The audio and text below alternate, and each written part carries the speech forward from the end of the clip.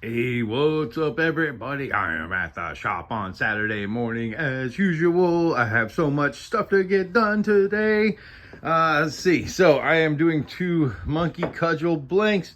I am doing a Donatello. Oh, no, this is a deluxe Donatello staff, regular Donatello staff, Joe staff. I'm doing two sets of the Nightwing sticks because I'm completely sold out of the Nightwing Eskrima sticks.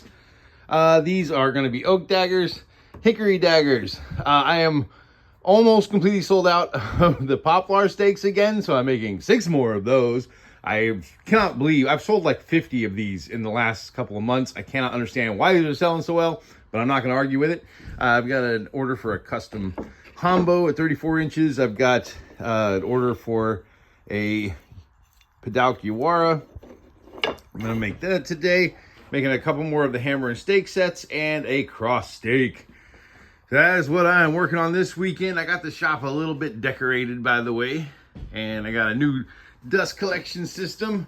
So, we're going to get to it. Anyway, as always, link to the shop is in my bio. Warrior Arms and Props. I am out.